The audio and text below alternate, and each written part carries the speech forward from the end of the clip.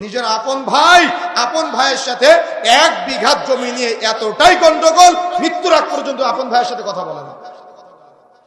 তাহলে তারা কি আসলে মৃত্যুর চিন্তা আছে, না দুনিয়া নিয়ে বেঁচে আছে? শুধু দুনিয়া দুনিয়া দুনিয়া।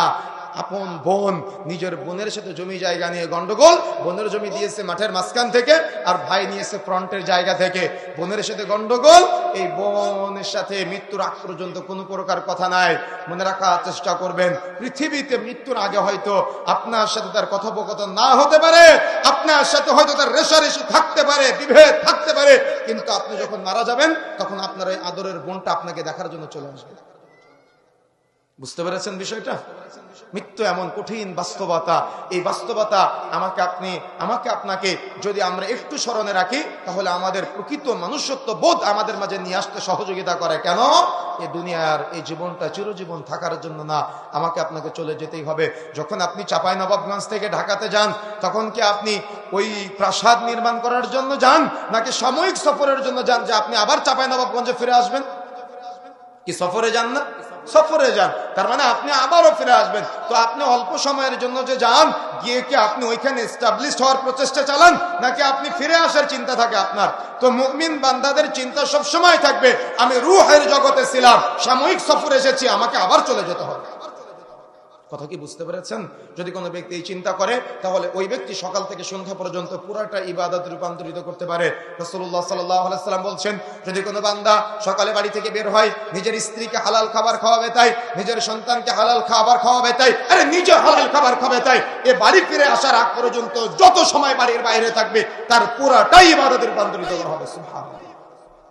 তার মানে আপনি মাঠে কাজ করতে গিয়েছেন, আপনার চিন্তা আপনি মুমিন, আপনি হালাল খাবার খাবেন, সন্তানকে হালাল খাবার খাওয়াবেন, আপনার পুরাটাই ইবাদতে রূপান্তরিত করা হবে যদি আপনি অন্তরে নিয়ত সংকল্প করতে পারেন। কথা কি বুঝতে পেরেছেন আমার?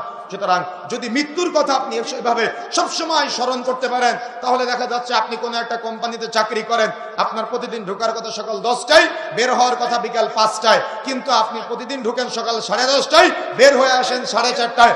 মালিক মাস শেষে যদি আপনাকে 1000 টাকা কম দেয়, আপনি আপনার মালিককে বলেন জালিম, সে আপনার সাথে জুলুম করেছে, অন্যায় করেছে, কিন্তু আপনি প্রতিদিন আধা ঘন্টা পরে ঢুকেন, আবার আধা ঘন্টা আগে বের হয়ে আসেন। প্রতিদিন আপনি 1 ঘন্টা কর্মঘন্টা ফাঁকি দিচ্ছেন।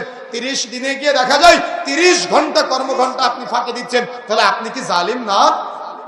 এখন যদি কোনো ব্যক্তির মৃত্যুর চিন্তা থাকে, মৃত্যুর ভয় থাকে, তাহলে ও কি এভাবে জুলুম করতে পারবে মালিকের সাথে? ও কি অন্যায় করতে পারবে? ও কি ভুল পথে চলতে পারবে? পারবে না। আর ভুল পথে চলতেছে কেন সমাজের মানুষ? মৃত্যুর ভয় নাই তাই, মৃত্যুর চিন্তা নাই তাই। ওই যে প্রাচুর্যের প্রতিযোগিতায় মোহচ্ছন্ন হয়েছে, আরো চাই কিভাবে দুনিয়াতে সফল হওয়া যায়, কিভাবে দুনিয়াতে এস্টাবলিশ হওয়া যায়। সর্বদা মনে রাখার চেষ্টা করবেন, দুনিয়ার সফলতা বড় সফলতা নয়। ওই ব্যক্তি সফল হতে পারে না যে ব্যক্তি দুনিয়া নিয়ে পড়ে থাকে, বরং ওই ব্যক্তি সফলতা অর্জন করে যে ব্যক্তি জান্নাতের সফলতা চায়। কথা কি বুঝতে পেরেছেন?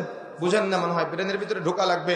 দুনিয়াতে যে ব্যক্তি সফলতা অর্জন করতে চায়, ওই ব্যক্তি আসলে প্রকৃত সফল নয়, বরং প্রকৃত সফল হলো ওই ব্যক্তি যে জান্নাতে সফলতা অর্জন করতে চায়, যে জান্নাতে ঘর নির্মাণ করতে চায়, যে জান্নাতের রায়্যান নামক দরজাতে জান্নাতে প্রবেশ করতে চায়। কিন্তু আমি দেখেছি আপনার সন্তানকে আপনি আপনার বোনের জমি চুরি করে সন্তানের জন্য রেখে গিয়েছেন। আমি দেখেছি আপনি আপনার ফুফুর জমি চুরি করে আপনার সন্তানের জন্য রেখে গিয়েছেন। আমি দেখেছি আপনি ওজনে বা পরিমাপে কম দিয়ে বড় লোক হওয়ার চিন্তা করেছেন, কিন্তু একটা বারের জন্য আমি দেখি নাই যে আপনি বলেছেন, আব্বু তোমার ফুফুর জমি ফাঁকি দেওয়া যাবে না, ফুফুর জমি ফেরত দিতে হবে। আব্বু তোমাকে রায়্যান নামক দরজাতে জান্নাতে প্রবেশ করতে হবে। আব্বু তোমাকে কিয়ামতের মাঠে আমলনামা ডান হাতে নিতে হবে। আব্বু তোমাকে মিজানের পাল্লায় নেকির পাল্লা ভারী হতে হবে। আব্বু তোমাকে পুলসিরাত দ্রুত গতিতে পার হতে হবে। আব্বু তোমাকে জান্নাতুল ফিরদাউসে যেতে হবে, রাসূলের সাথে জান্নাতে থাকতে হবে। আমি কখনো দেখিনি আপনি আপনার সন্তানকে এভাবে শিক্ষা দিয়েছেন। বরং আমি দেখেছি আপনার সন্তানকে সিগারেট ধরিয়ে দিতে, আমি দেখেছি আপনার সন্তানকে দাড়ি কেটে দিতে, আমি দেখেছি আপনার সন্তানকে সুদের টাকা খাওয়াতে, আমি দেখেছি আপনার সন্তানকে মিথ্যা বলা শেখাতে, আমি দেখেছি আপনার সন্তানকে পাপাচারে সহযোগিতা করতে, কিন্তু কখনো আমি দেখি নাই জান্নাতের পথে সহযোগিতা করতে। ব্যর্থ বাবা আপনি। এই জন্য প্রিয় বন্ধুরা আমার, যে কথা বলতে চাচ্ছিলাম, পৃথিবীতে আপনি এভাবে যতই সফলতা অর্জন করতে চান না কেন, সকল সফলতার সমাপ্তি ঘটাবে মৃত্যু। সকল সফলতার, আপনি সে যে মানের সফল হন না কেন, কোটি টাকার বিজনেসম্যান হন না কেন, এই গোটা চাঁপাইনবাবগঞ্জ শহরে আপনার শত শত বিঘা জমি থাকুক না কেন, আপনার টোটাল গ্রামের আপনি সম্ভ্রান্তশালী ব্যক্তি হন না কেন, এই সব সফলতার সমাপ্তি ঘটবে মৃত্যুর মাধ্যমে। সব সফলতার সমাপ্তি ঘটে যাবে মৃত্যুর মাধ্যমে।